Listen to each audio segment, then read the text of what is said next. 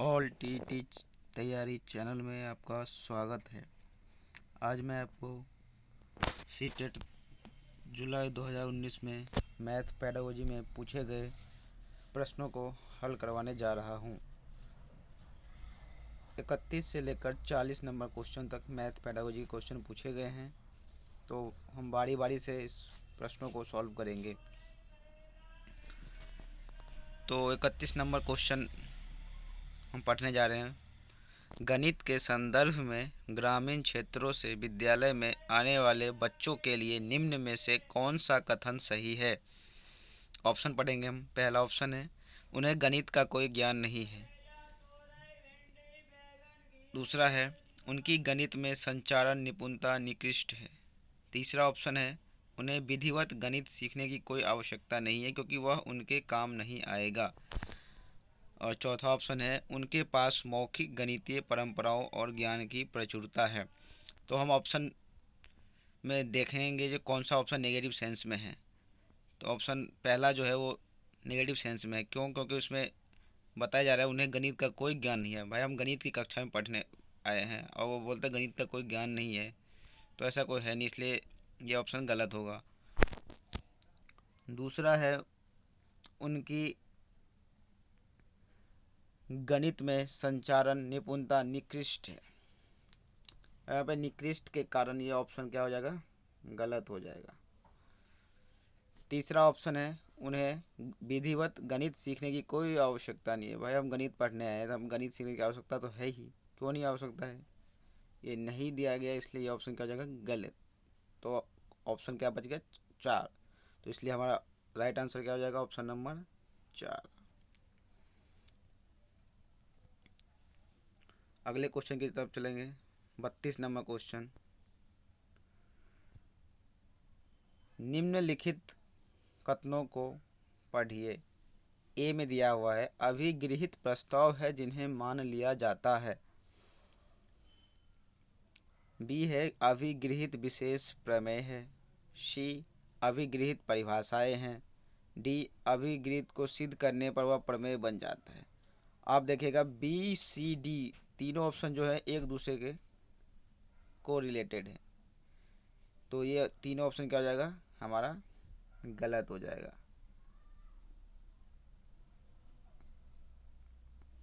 तो ऑप्शन क्या बच गया? ए। तो केवल ए किस ऑप्शन में दिया है? ऑप्शन नंबर 2 में, तो इसलिए इसका राइट आंसर हो जाएगा ऑप्शन नंबर 2, 32 का 2। चलिए अगले क्वेश्चन की ओर चलते हैं हम।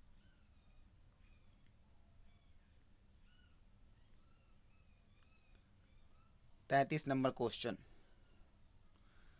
निम्नलिखित में से कौन सा कथन विद्यार्थियों द्वारा गणित में की गई अशुद्धियों के समसामयिक निरीक्षण पर प्रकाश नहीं डालता है? हम क्वेश्चन पढ़ने समय ये गलती कर जाते हैं, ये ऑप्शन में हम नहीं नहीं देखते हैं। इसमें ऑप्शन में नहीं दिया गया है, तो हम नहीं पे इंडिकेट करेंगे, तो नहीं है तो इसमें हम देखेंगे जो कौन सा ऑप्शन नेगेटिव सेंस वाला है उसी को हम टिक करेंगे। तो पहला ऑप्शन पढ़ेंगे, वे जानकारी प्राप्त करने का मूल्यवान स्रोत है। ये बिल्कुल सही बात है।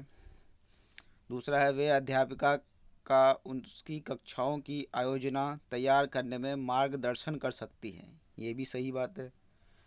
तीसरा क्या है, उन्हें अनदेखा कर देना चाहिए।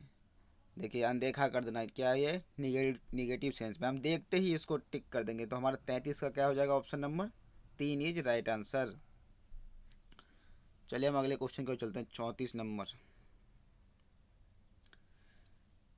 निम्नलिखित कथन में से गणित के संदर्भ में कौन सा सही है?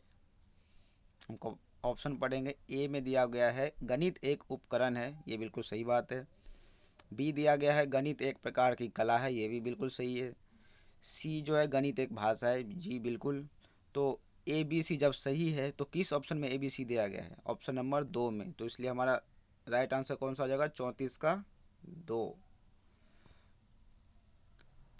चलिए हम नेक्स्ट क्वेश्चन की ओर चलते हैं, उसको पढ़ेंगे क्या कहता है। 35 नंबर क्वेश्चन कह रहा है, यह सिद्ध करने के लिए √2 एक अपरिमेय संख्या है। एक अध्यापक यह मानकर शुरू करता है कि यह एक परिमेय संख्या है। और आगे बढ़ते हुए यह सिद्ध करता है कि यह पूर्वानुमान संभव नहीं है। यह उपपत्ति निम्न विधि का उदाहरण है। तो हम ऑप्शन पढ़ेंगे। ऑप्शन 1 दिया गया है प्रतिवाद, ऑप्शन 2 दिया गया है सत्यापन, ऑप्शन 3 दिया गया है आगमन, ऑप्शन 4 दिया गया है निगमन। तो इसका राइट आंसर क्या हो जाएगा आपका? ऑप्शन नंबर 1 प्रतिवाद, और बाकी जो 3 है एक दूसरे से रिलेटेड है, सत्यापन, आगमन, निगमन, इसलिए ये ऑप्शन गलत हो जाएंगे। ऑप्शन नंबर 1 क्या हो जाएगा हमारा? Is right answer. प्रतिवाद का अंग्रेजी वर्ड होता है कॉन्ट्राडिक्शन। ठीक है दोस्तों, अगर ये वीडियो आपको अच्छा लगे तो आप चैनल को सब्सक्राइब कीजिएगा, लाइक कीजिएगा और दोस्तों में शेयर कीजिएगा। चलिए हम अगले क्वेश्चन की ओर चलते हैं। क्वेश्चन नंबर 36 क्या करें? क्वेश्चन थोड़ा बड़ा है इसलिए इसको हम पहले पढ़ेंगे। क्या कहता है?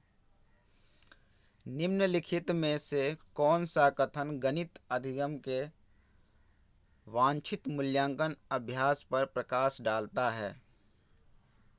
ऑप्शन हम पढ़ेंगे। ऑप्शन नंबर पहला है आकलन उत्पादन के अनुकूल और विद्यार्थी के उचित उत्तर पर केंद्रित होना चाहिए। जी नहीं, एक ही चीज़ को ये इंडिकेट कर रहा है, उचित उत्तर पर, तो इसलिए ये ऑप्शन क्या हो जाएगा? गलत।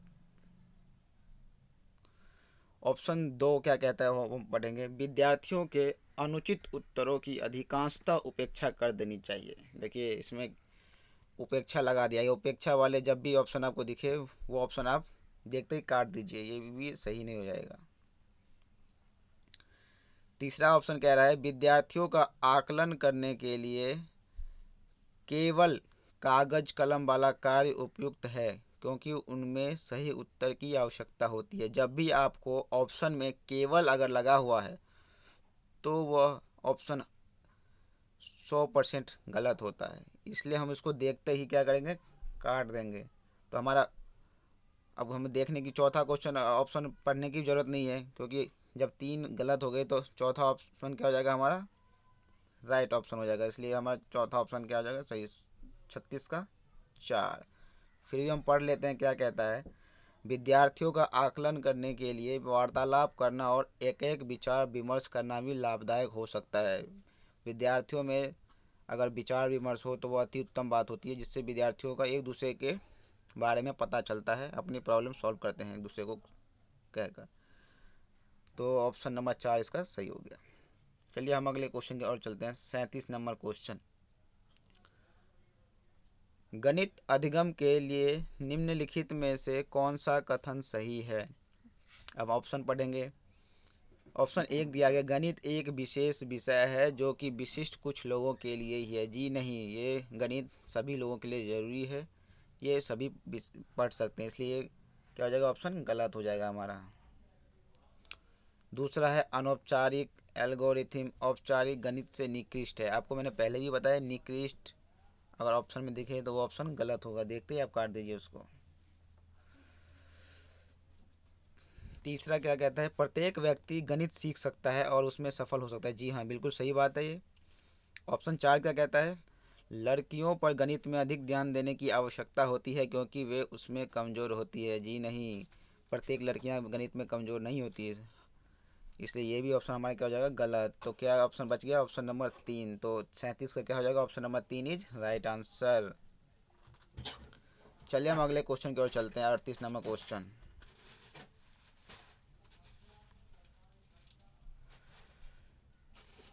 अनुपात और समानुपात प्रत्यय को समझने के लिए अनुपातिक विवेचन की भूमिका को उजागर किया था।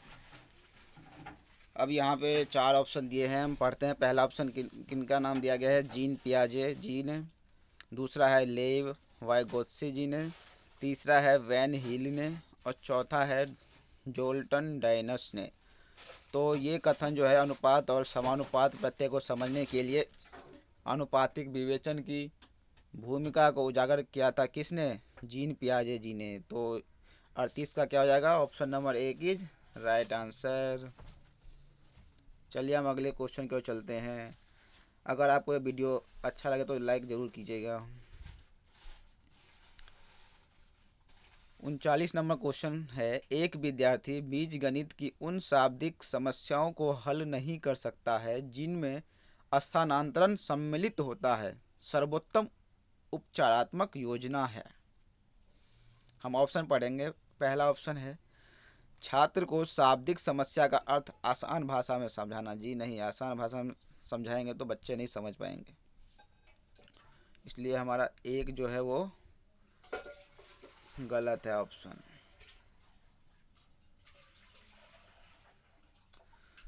ऑप्शन नंबर 2 है, विकल्प विधि से समानता प्रत्यय को समझाना।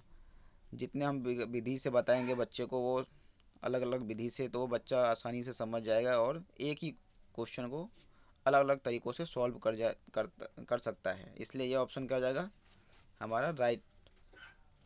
39 का 2 राइट आंसर। बाकी दो क्यों नहीं होंगे वो भी पढ़ लेंगे हम नीचे का। संख्याओं के स्थानांतरण के अभ्यास के लिए अधिक प्रश्न देना। प्रश्न देने वाले ऑप्शन हमेशा गलत होते हैं, तो तीसरा हमारा क्या हो जाएगा गलत ऑप्शन।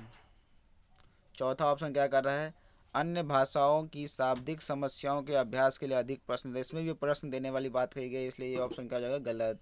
तो हमारा बच गया option number 2 is right answer 39 का। चलिए हम अगले क्वेश्चन की ओर चलते हैं। 40 नंबर 40 नंबर कहता है, गणित अध्यापन की समसामयिक समझ अध्यापकों को निम्नलिखित सभी को करने को प्रोत्साहित करती है, केवल इसको छोड़कर। किन को छोड़कर, वो हम ऑप्शन पढ़ेंगे। विद्यार्थियों के लिए ऐसे सुयोग उत्पन्न करना कि वे समस्याओं के हल का अनुमान और सत्यापन कर सके। दूसरा ऑप्शन है, विद्यार्थियों में सुव्यवस्थित तर्क करने के कौशल को विकसित करना। तीसरा है, सन्निकट हल प्राप्त करने की क्षमता को प्रोत्साहित करना। और चौथा ऑप्शन है, समस्याओं के परिकलन का परिचय उसकी संकल्पनात्मक समझ से पहले कराना। ये ऑप्शन नंबर 4 क्या हो जाएगा हमारा सही हो जाएगा, क्योंकि ये नेगेटिव सेंस में है, बाकी पॉजिटिव सेंस में। इसलिए वो तीनों क्वेश्चन क्योंकि नेगेटिव सेंस में पूछ रहा है, इसलिए वो तीनों गलत हो जाएंगे। ऑप्शन नंबर 4 हमारा सही हो जाएगा। दोस्तों, अगर ये वीडियो आपको अच्छा लगे तो आप लाइक ज़रूर कीजिएगा, क्यों तभी हम आपके लिए अगले वीडियो लाएंगे। तब तक के लिए देखते रहिए ऑल टीटी तैयारी चैनल। धन्यवाद।